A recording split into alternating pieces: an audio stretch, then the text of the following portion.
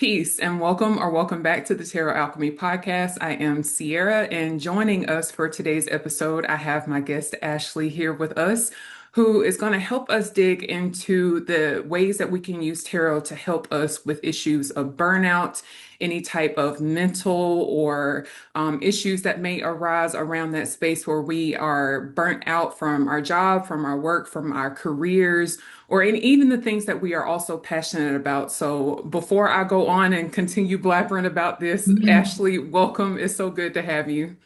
Thank you so much. Thank you for having me.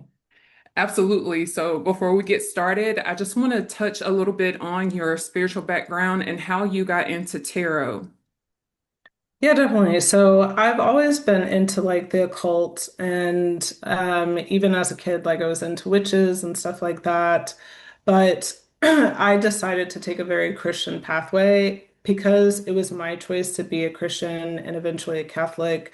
I had a lot of free reign to kind of go into tarot. I didn't have that it's demonic or evil because both my parents are atheists. So it really helped me to explore like my spiritual side at an early age that I could question things even in the Catholic Church. And I went to a very Catholic liberal school as well. And then I went into banking and, went down a pathway of compliance and I went to law school and all that and did what I was supposed to do, but I still felt this sort of emptiness. I suffered from depression, anxiety since I was about 10 to 12 years old. And, I was struggling with a lot of mental health issues. And my career hitting like this pinnacle that I thought I was reaching didn't really help that. So I started to learn tarot. Then I started to do tarot for family and friends about like 10 years ago. And I actually use tarot to heal a lot of my shadow wounding. So how I approach tarot is from like a living language. It is not something, it's just a tool. It's a resource. It's not the source to tell you like what's going to happen, but it can help you kind of learn and heal internally as well as it can be predictive, but like it really is a healing tool. You have a pretty vast background in a bunch of different spiritual perspectives, all the way from atheism and then even Christianity. And then, like, your whole path, I feel like that part of the journey is you allowing yourself to like pick up pieces and find things that resonate with you and your spirit that makes you a well-rounded spiritualist for this practice. So it makes a lot of sense that tarot resonated with you because it's also something that isn't bound by any type of specific dogma in that way. And those archetypes enable us to be able to see ourselves regardless of what our spiritual or cultural backgrounds may be. So I love that journey and how you ended up here in that way. And you also talked a bit about your growing up with depression and anxiety and those things. It's unfortunate that we have moments where we go through those moments of that type of mental anguish, but it still teaches you something. And I feel like it gives you this anchoring into your work and this grounding that you're not just saying these things and giving out, buzzwords or whatever to help people heal, but you've been immersed in this work and you've gone through this journey on your own through your own experiences. So giving the medicine back through what you are doing is like the perfect way to show gratitude in that way. So I love that it's a well-rounded experience for you for sure. Yeah, definitely. Absolutely. So, before we get into burnout, I feel like we know a general consensus of what that is, but would you mind breaking that down a bit for us on what burnout actually is?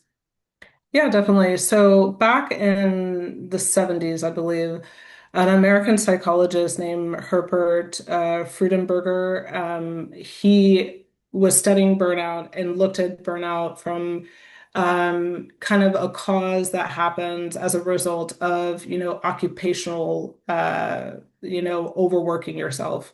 But he was kind of looking just at doctors and nurses, but then it has been so far expanded into all different industries where you can suffer from burnout. And then WHO, the World Health Organization, took his 12 levels of burnout and applied it as sort of this um, syndrome again for stress as cause to work. And the 12 levels kind of range from where you're kind of pushing yourself harder than what your body and your health is kind of allowing to all the way to total mental, physical collapse, where you are getting sickness, you could get chronic health issues, you could get mental health issues.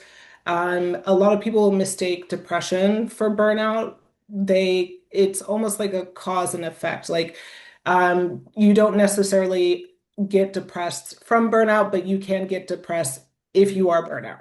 So, these things kind of go hand in hand, all the way up to where you can experience cancer because you have stress and inflammation in the body, which makes malignant cells, eventually creating cancerous cells. So it is a very serious thing that I think is like a buzzword that everybody uses. It's like, oh, I'm a little bit burnt out, but it can actually have very serious health issues.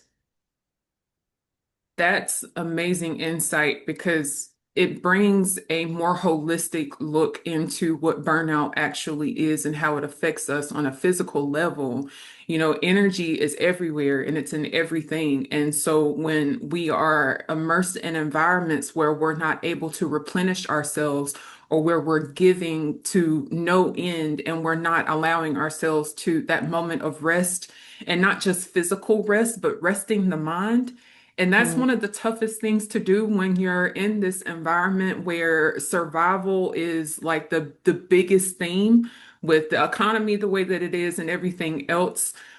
It's hard to take a minute to just breathe. And so, with what you do and what you offer, how are you using tarot as an ally for helping women or helping anybody for that matter in while they're experiencing burnout? So I teach tarot as a living language, as a way to help women use the tool themselves to kind of read through their own sort of shadow work. Because burnout doesn't just start out because you're overworking yourself. It typically is led because you, particularly for women, we believe that we have to work harder, smarter, and that is true to a certain extent because we live in a system of patriarchy and capitalism and white supremacy. So we typically are kind of forced to work harder, but also we put that on ourselves that we're forced to work harder, and then we end up working past our, physical, energetic, and all different ways limits. And so I teach tarot and also I use tarot in my psychic work to kind of read, what's going on, maybe some of the limiting beliefs that they might be having or experiencing, what's going on in their lives that they could, or their work, where they're experiencing this sort of burnout or experiencing things that they don't always understand. Because I do believe that in our society, we are not taught to really understand our emotions. We're taught to understand what sadness looks like and what anger looks like, but we're not taught to like really dig deeper than that. And there's a whole unconscious and subconscious network that's happening where the tarot can really illuminate, oh, this is what's happening, or this is what's about to happen. A lot of the cards, they seem, like dark in some ways, like for example the death card, but it just means like we're going through a transition. So it's like basically spirit is talking through the cards to help them and guide them with their current situation of burnout, but also can help them illuminate the path forward or what they need to learn right now to help them heal. Okay, so when we're looking at tarot from that perspective, I feel like it's a call to pause and to be present so you can actually feel and see exactly what's going on. Because in my experience, I won't speak for everyone, sometimes that burnout can keep you from being present. Hmm. It's like you want to, but it's so dark with what's going on internally that it's hard to just breathe for a second. And it can also be detrimental when you're trying to work your way out of what you're currently experiencing and living in. So if we like when we get to conversations of deconstructing our burnout, it's hard to figure out how to find our way out when we're still in it. It's like Yeah. it's a double-edged sword in a way. It's like I know I'm experiencing these things, but I just do not have the wherewithal. I don't have the energy. I don't have the strength to pull myself out of it. And so what I'm hearing with what you offer is that you allow the person or your client to be able to actually see what's going on beyond the murkiness of what burnout induces within us, and you allow them to be able to actually get a bird's eye view of what's going on, even, and then from there allow them to see the path and the way out. And they're still in that. It's like, okay, here's the instructions. It's like driving a car. It's like Mm, your GPS can tell you exactly where to go, but then what is it that's within us that gives us that strength to actually get in the car and drive it and do what it is that we need to do? That's a very pivotal moment. It's like, okay, I know what I need to do to get out of this, but I just don't have the strength. I don't know how to get at, mm, I know what you're telling me. I don't know how to get up. I don't know how to yeah. get out of it. And I just feel like there just comes a moment where the switch flips, and Yeah. and there's small changes that happen along the way that helps us to implement the things like you are able to see when it comes to the readings that you offer and the services you offer, especially as tarot as a living language, to help them. And it's like, okay, I remember this nugget. I remember what she said when this happened, and now my body is able to move in that direction. So when it comes to the different suits, for example, of tarot, what does each one of those suits reveal for a person in burnout? Like if they get a bunch of major arcana cards, how do you feel that translates versus a bunch of swords, for instance, or however that makes sense for you? Yeah, so major arcana are actually like these bigger ticket items. It's like, I look at it as, I mean, I'm not the first person to say this, that we are spiritual bodies living a human experience. Even if you don't believe in God or like some higher power, we're all energy, and the spiritual body is the higher consciousness that we're all able to access outside of just, the logical monkey mind. So that's how one could look at it. So the major arcana is like the spiritual body is experiencing from birth to like death. And I personally believe in reincarnation, so we never truly die. Also, it connects with the law of, I think, energy in science, which nothing ever is destroyed or recreated. Energy just continues and continues. Hmm. So basically, it's like, what are we experiencing on a bigger level, on a higher consciousness level that is these major themes in our lives? That's major arcana. Minor arcana is the day to day. So we can look at the suits like we look at our physical bodies or our physical world. So the swords is the mind, the logical mind. And if we look at the sword's journey through Ace of Swords to the Ten of Swords, or even up to the King of Swords, we can see how the monkey mind operates. It's much more chaotic than any other of the suits. If we look at the cups, that's our emotional side of things. Also, we can look at this via the elements. So, swords is why am I drawing a blank? Um, I'll get back to the swords, but the cups is water. Oh, the swords is air. Hmm. And the cups is our emotional body. Our emotional body, it gets a little chaotic, but for the most part, like when we dip into our emotions and we feel it and we connect to others, it kind of clears itself out pretty easily and we can find fulfillment. With the earth and also the physical world is connected to the pinnacles. Um, so that's earth, that's money matters. A lot of people think of it when it comes to their work, but it can just be the physical world around us, earth, our groundedness, things, houses, anything that's tangible. And then we have also, I'm missing one, oh, wands, um, where, or some people call it rods, but basically wands is the energy, it's fire, it's movement. So, and if we look at wands, wands is pretty the least chaotic out of all of them because energy moves very quickly, it can change. Once we're in something that's quite uncomfortable, because all of the suits kind of show this, like, oh, we're, this idea formulating to where it gets a little bit discomforting when we interact with other people or other things, and then it kind of goes into completion. Um, so wands is probably the easiest to move through. Wands is also the fastest energy. Then we have swords is the next fastest energy with air. And then we have cups, which is a little bit slower water. And then we have earth, which is the pentacles. When I think of burnout itself, I keep going back to the wand suit itself and looking at the journey from the Ace of Wands, where everything is new, and then we're planning in the Two of Wands, and then we're kind of sitting back and waiting for those ships to roll in. Then we celebrate a little bit, and then towards the end of the suit, we go from being celebrated and having that moment of victory in the Six of Wands to immediately being on the defense. And then Mm, we start to go on this decline towards the Ten of Wands that looks like, okay, I'm tired.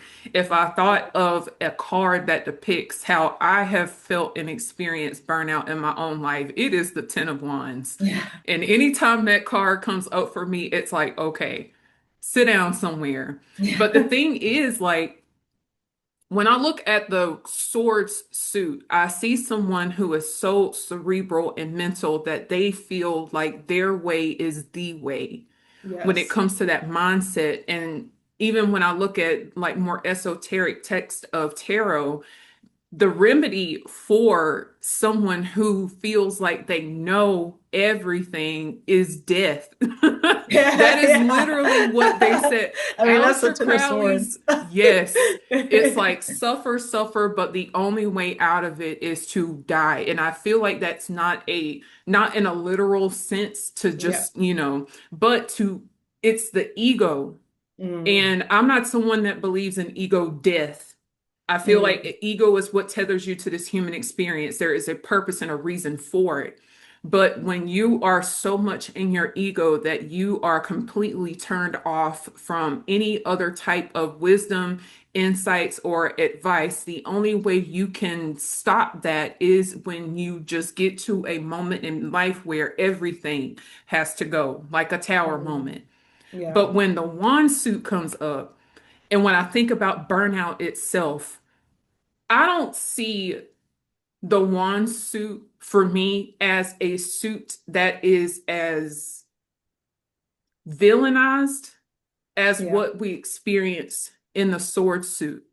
I feel like, and I think in a literal suit with wands and that fire element, fire just burns. Mm, But at the same time, if you think about control fires, I live in the country. They do control fires often towards the end of the year to help the grass grow back better and it has more nutrients in it. And so wands isn't just, you don't just come to that ending where you're just hunched over and carrying all those wands and the Ten of Wands and heading back home. It's because you believed in something and then you find out that what you believed in isn't exactly the way to go. And I mm, think there is a switch between someone who is hell-bent on keeping their mentality and their belief systems as they are and never allowing anything or anything around it to change that perspective and that view.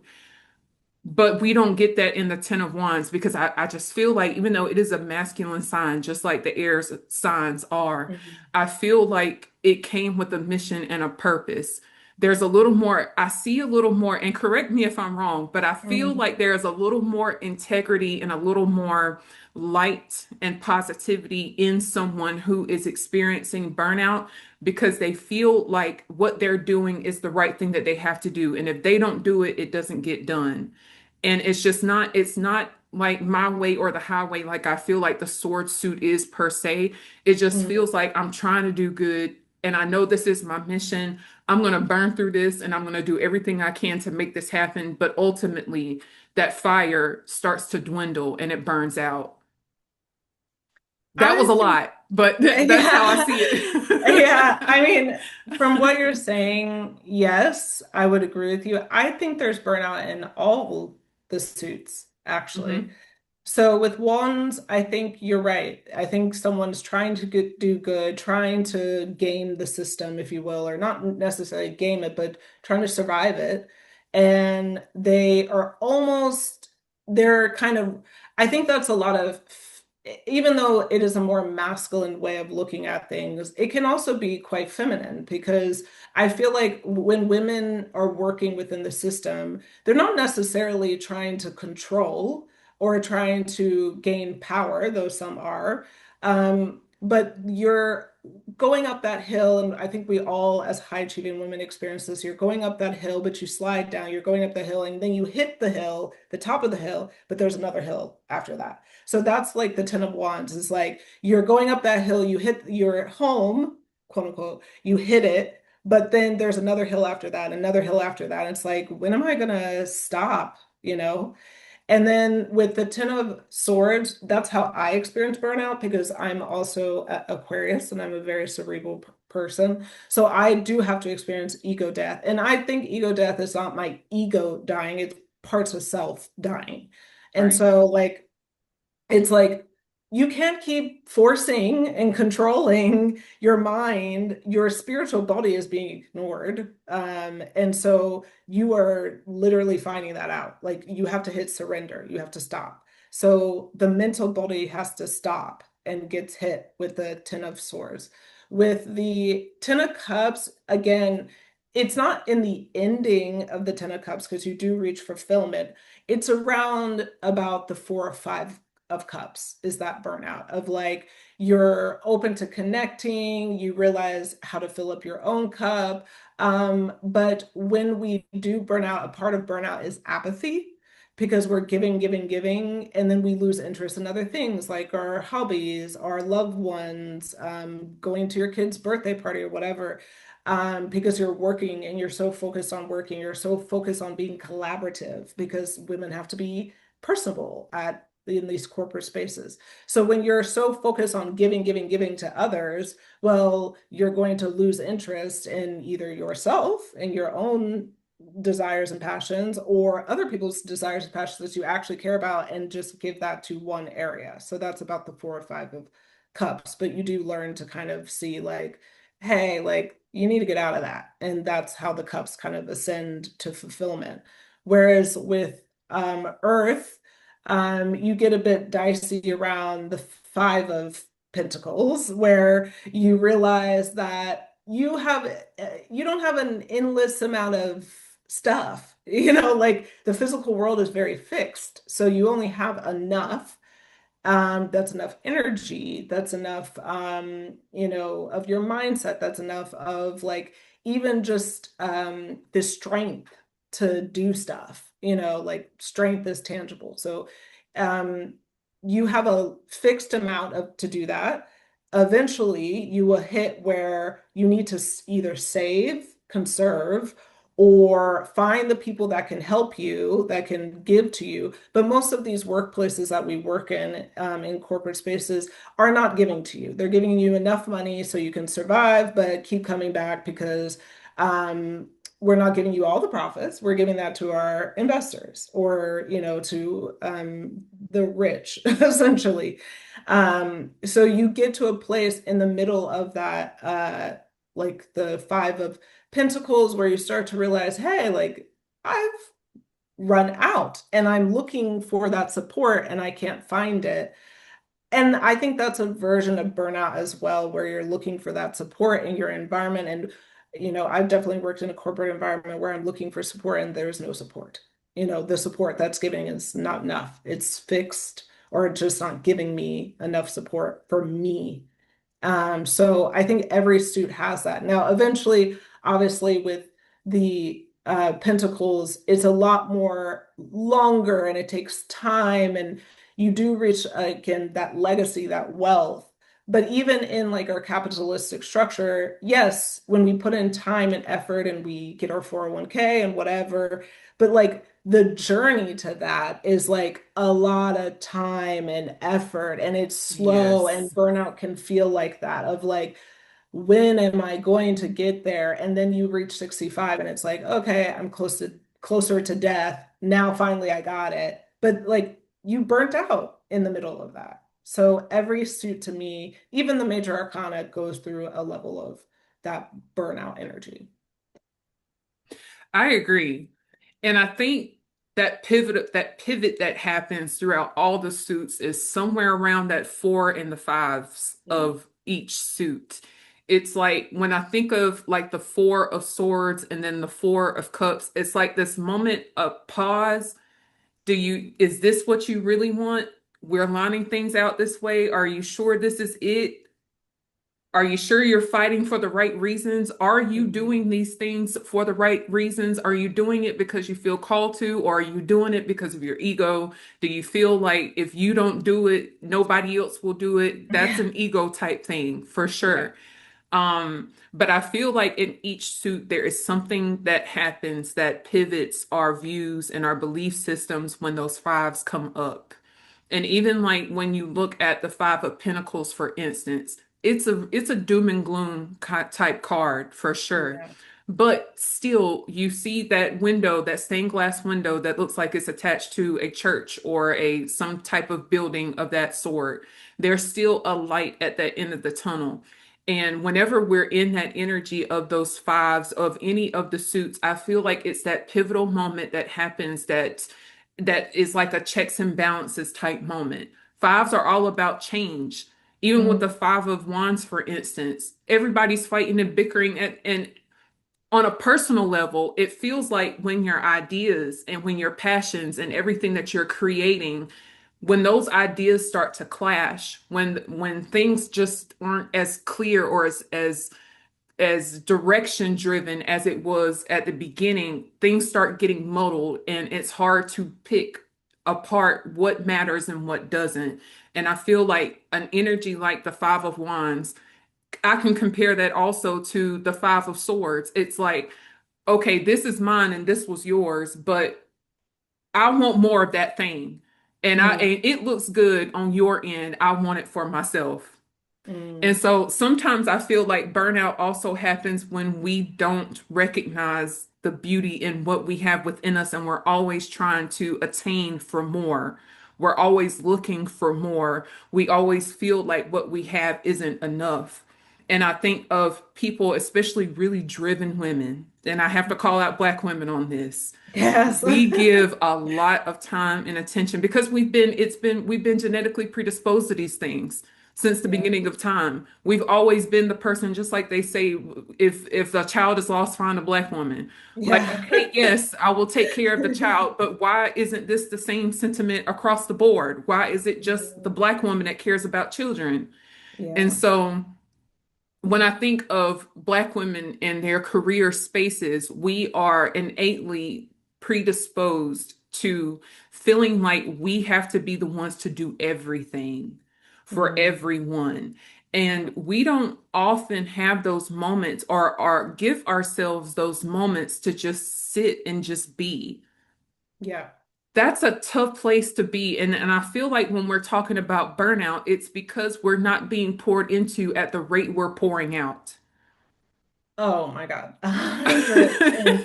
120%. I mean, 200%. Yes. I feel like, and it's also to give, us credit as Black women in these spaces of corporate structure. They are designed in white supremacy, patriarchy, and capitalism. And all those things are very extractive. All those things are very narcissistic. Like we don't like to think about that. But as someone who has not only had a narcissistic parent and had to heal from that, um, a lot of the narcissism that I experienced as a child was in my work environment, was in like the men that I had to deal with on a regular basis in banking. Not necessarily the people I worked, like the business I worked for, but like my bosses and things of that nature and my colleagues. So I would say that yes, Black women are pouring into more because there is a as an inherent expectation, but there's also a system that is structured to not pour into us, to say that, oh, yes, you're the blueprint, you're the standard, but we're going to extract everything from you and then give you like pennies on the dollar. In fact, it's statistically evident. I think Black women in America get what, like 56 cents, 65 cents, something like that, whereas even white women get like 70 cents on the dollar, like so everything is set up to extract. So it's like, and in those like five elements, like when we look at the suits of five, it isn't everything is extracting. Like it is not a situation in which like you can look at it both ways. You can look at it like the person themselves, like if you got the Five of Swords, for example, the person themselves is defeated from a war, and now they have to cut their ties. I feel like as Black women, we learn very quickly, like, oh, this battle is not worth fighting for. Like, we can't fight every single battle because if we did, we would actually die. Like, we would actually not survive that because it's just too much. With the Five of Cups, it's like we're pouring in so much love to our environment, to our community, but we're not receiving that love back. We're not receiving the same praise, the same, like it's almost like, oh, if you did a bad thing as a Black woman, that's like, oh, you did bad. But if you did a good thing, it's like, okay, you're supposed to. Um, so in all of the five, like if we looked across the board, like Five of Pentacles too is like feeling left out in the cold. I mean, how many times do we feel left out in cold? And we only have our own community, as in just Black women sometimes, to rely on. And then five of the Five of Wands, like everyone is always fighting. Everyone is questioning us. Everyone is like, well, you don't know what you're talking about. So it's a constant battle from the outside. And also with the five of every suit, it is your own internal battle that you're dealing with. So it's kind of like a double-edged sword. And that's what really does cause burnout is like inherently we're taking on other people's stuff, but and also having to work harder and feeling like we have worthiness issues because society keeps telling us that we do and we're not good enough, but also the environment itself is not conducive or supportive for us. 1,000%.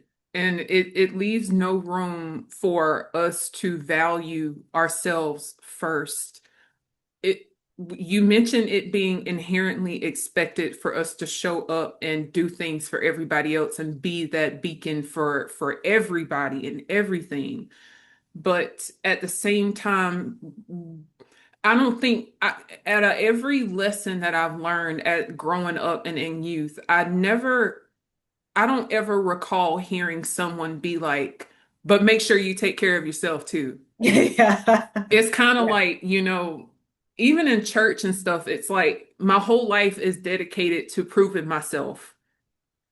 At the end of the day, I have to prove that I am worthy of experiencing the kingdom of heaven. I have to prove that I'm good enough. I have to prove that I am docile. I have to prove that I am straight and square. I Yeah. don't have a temptation. I don't have a thought whatsoever, right? And so when we talk about, especially in the Black community, there is no, so and we're having these conversations about mental health. That's the thing. We're having Mm, these conversations about mental health and taking care of ourselves. But I feel like, and this is my perspective, I feel like it is going in the direction of just a catch-all. I don't know, and this is just me. mm, I don't know how much we're actually doing the work versus how much we're just talking about it. mm, Because I'm a piss some people off when I say this, but I really wonder if, even in my own experiences with therapy, I still feel like there is a decolonization of the mind that must take place, especially if you are someone who is giving mental health advice to, especially to Black women, Black people in general. We can't just say, pray about it and everything's going to be all right. We can't just sit here and say, we're going to write, we're going to journal, and then, get your feelings out, sit in it.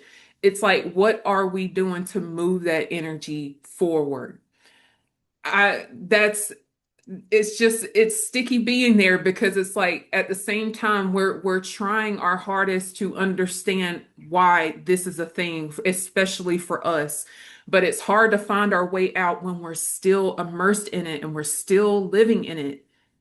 So I could talk for days about that, but I'm gonna move forward.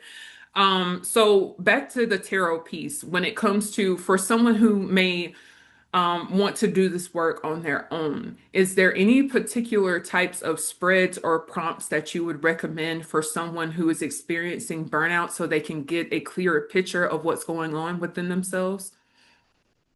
Yeah, I would suggest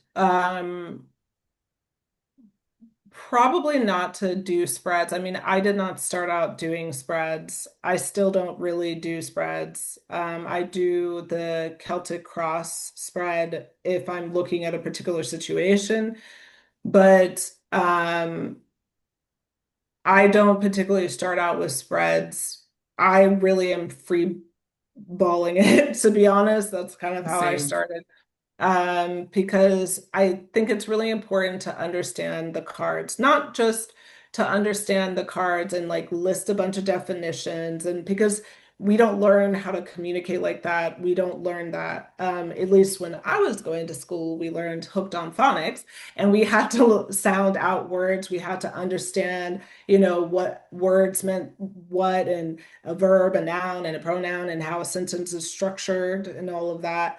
It's the same with tarot. You don't want to learn like, okay, I pick up what the Two of Wands is saying. It means that we're planning, and the Wands is about fire, and you go down the list on most of these sites. You kind of need to learn how does it incorporate within the living within your life. So, like with the major arcana being these bigger themes, the minor arcana being the day to day, how does this blend of like the human experience and the spiritual one going together? That's why, I kind of teach it in that sort of way. You also, it's really important to learn the history of tarot too, so you're not scared of it. Knowing that it came from the Viscontis in Italy, and they were a Catholic, very Catholic North Italian family, that it started out as a game and then it got into the cult, and then we can trace it to like well, the cult traced it to Hamitic, the Egyptian lineage, and all these different numerology and all these different astrology ways of looking at tarot from a more holistic point of view, and these like how it's all interconnected with our day-to-day lives and different spiritual practices can help you kind of piece together, okay, what resonates with you. If you're an astrology girly, that's what resonates with you. If you are a Christian girly, and you want to follow the Bible, well, that can resonate with you, like whatever, floats your boat.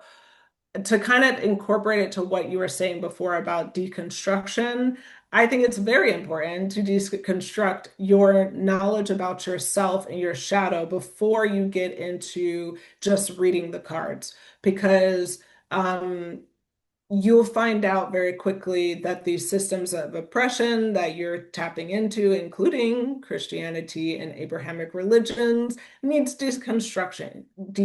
Now, what happens after that is up to you. I'm not saying you stop being a Christian. I'm just saying you start looking at it from, the patriarchy that's involved, the narcissism that's involved, the white supremacy that's involved, and with tarot too, you can start deconstructing your idea that tarot is evil. It's based on, like all these myths about tarot. You can really understand the structure of the cards, what they mean, how to use them as a tool, how to start to read them. And then you can, I would suggest, do a 3 card spread if you want. it doesn't need to mean past, present, and future. It can just mean like, okay, looking at my situation, what do I need to know? And then looking at just the three cards, you're just starting to interpret three cards rather than six cards, eight cards, or looking at a whole spread, and it has to relate to this question, this question, this question. That's what spreads are for people who are unfamiliar. It literally relates to a particular question and placement for each of them. So three cards, I would start. Some people like six cards because it gives a little bit more background of what's going on. But at least I don't call it a spread. I just say you drop three cards and you read them together to see what's going on. And once you start kind of blending all these ways of going, and also I would suggest go to therapy. When you're doing tarot. Um, I don't believe uh, you should do anything without therapy. Find yourself a good therapist. They can be someone who has deconstructed their own work, a Black woman therapist, a Black man therapist, but therapy with tarot helps because then you start to understand your shadow. You start to understand why you start to do the things you do. So when you're reading the cards along with your situation, it can start to make sense of like, okay, well, I'm going through death. I'm not going to freak out and then like go into anxiety and panic and freeze state. I know that this means I just need to go through a transition, or I'm seeing the devil. So negative thoughts, negative beliefs are coming up. I'm not going to freak out and be like, I'm going to hell. It just means that, you're probably holding on to limiting beliefs that don't really work for you. And in therapy, you can find out what those limiting beliefs are, and reading them together can help. I know that was a lot. That approach brings such a practical and grounded way to experience and practice tarot. And one thing that I love that you said is mentioning going to a good therapist that Yes. understands our lived experiences and not from a colonized mind, but one that has also done the work and understands our experiences outside of dogma. Um, but also, one thing that I love that you mentioned on top of the therapy was, yes, decolonizing your mind and understanding what tarot is really trying to teach you and tell you in those moments. So, like we talk about the quote unquote negative cards, like the devil, for instance, or even the tower. If you're in this energy where having those moments where you're experiencing negativity, if you feel like that's always something that's outside of you, if you feel like it's always another spirit, another entity, that takes away and that removes our own personal accountability when it comes to the decisions that we have made that may have led us to experience this type of energy for ourselves. And so that is so important because if we don't understand these archetypes outside of what any religion has said that this practice is, then it's not going to serve you well. It's just going to reinforce the same principles that were meant to keep you down here, for lack of Yeah. better terms. And another thing I would say to that is whenever you get ready to do a reading for yourself, really sit and ask if you are the one that should be doing this versus reaching out for help. Because sometimes when we do readings for ourselves, when we are at the lowest of low, when we feel like we're at the lowest of low, sometimes we aren't able to get that objective point of view through our readings. Sometimes our subconscious is so muddled by our negative thought processes and everything that exists outside of us that tarot is going to be, I won't say it will harm you, but it's going to make you more unclear with what's going on versus not have picking up the cards at all. So meditation is a great way to start for that as well. Yeah. Before you Yeah. ever pick up a deck. Yeah, go ahead. Yeah. I forgot to say, before you pick up a deck, you really need to learn how to clear your energy. Like Hmm. if you do not learn how to ground, Like that means coming back to the present moment and connect to Mother Nature or Earth, because we live here. If you do not know how to clear your energy, I mean, there's multiple ways to do that, but you can do it through intention. You can do it through like white sage, if that's what you work with, Palo Santo. There's different incense, frankincense, and myrrh could help. Even cinnamon is a clearing. Incense, working with crystals if that's your part of your practice, but also just and protecting your energy because it's not about the cards doing anything negative to you, but there's, many different energies that we deal with in our universe. And if you're reading the cards through muddled energy, then and you're not protected and all these foreign energies are coming in, then you're not even reading the cards clearly.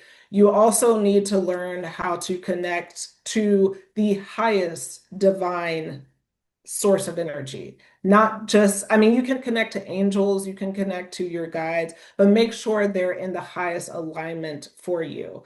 They're not connecting to like, you can connect to your ancestors. Howsoever, there's ancestors that have their own agenda, and then you need to connect to your golden ancestors. There's a whole practice around that. Also, too, is like making sure that you disconnect from any matching pictures.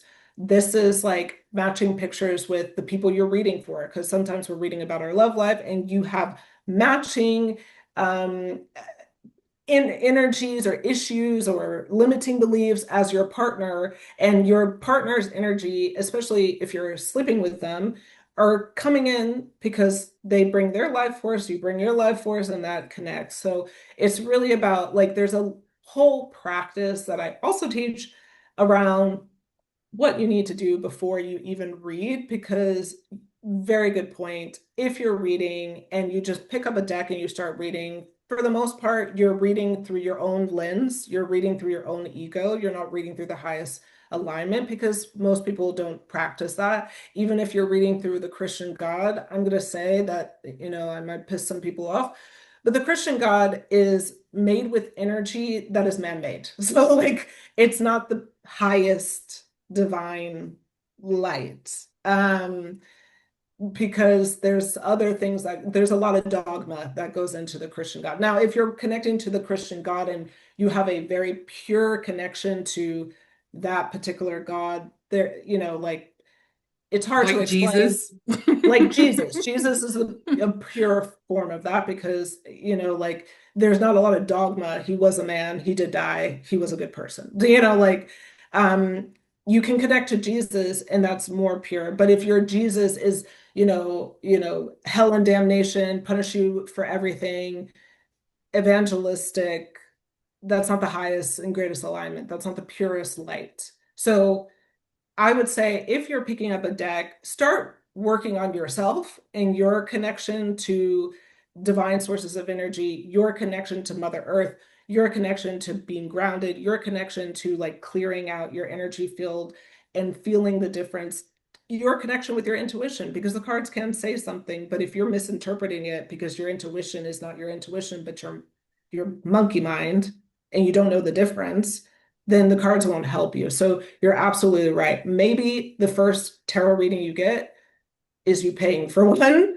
because it can help you to start working on those things so that you are then connecting to the cards and connecting to pure light to read. I agree, especially if it's your first reading. I definitely would say to go to someone that you have sat with. Maybe if you have an Trust. altar, sit with your ancestors and ask them, is this where I need Mhm. to go?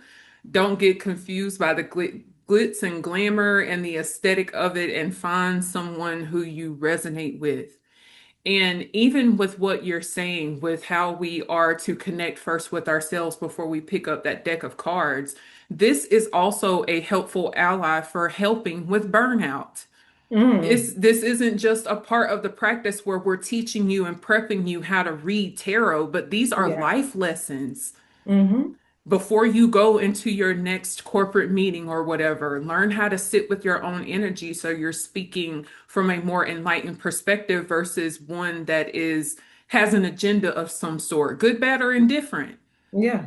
It allows you to be able to sit with yourself, be present, and be mindful with what is going on in the current space.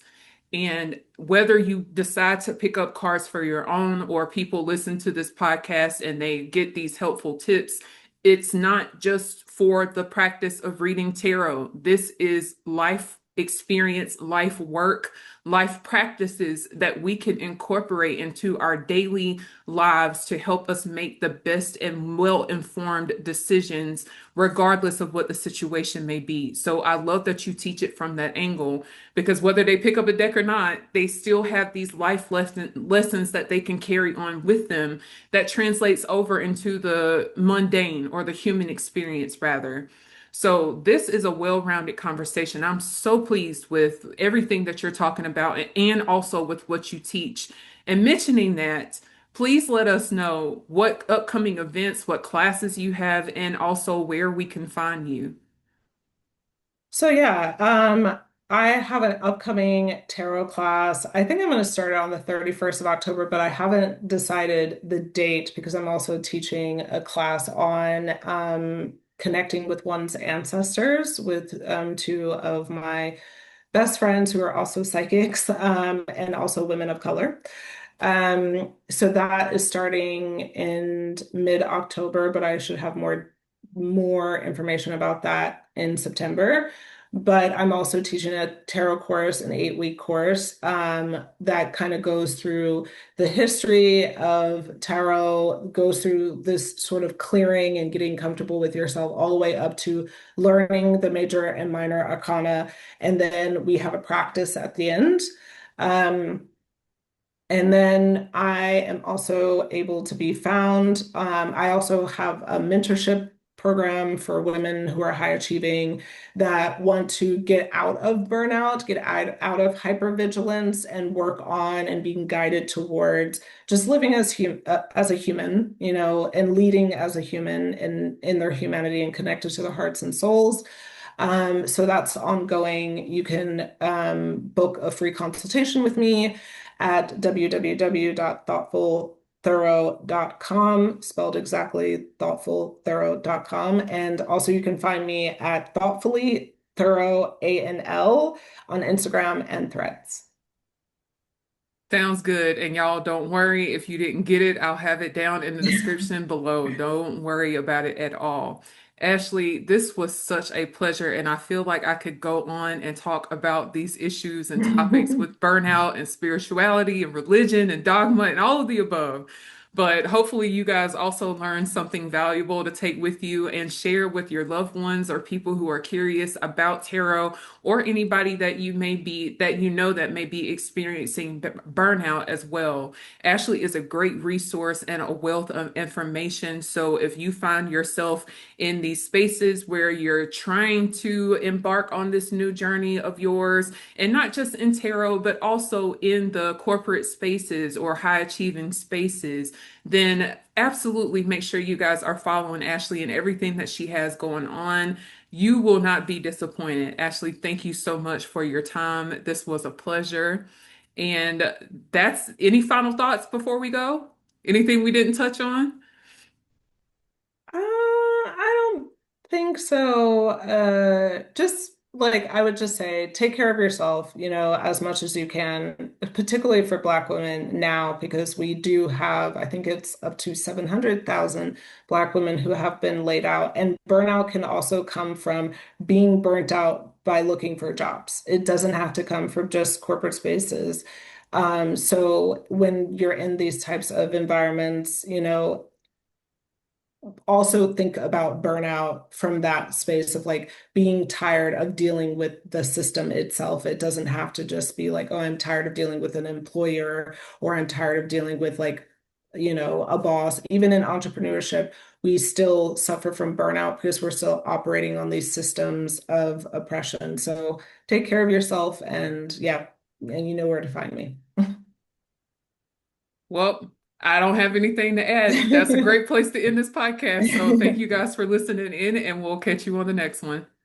Thank you.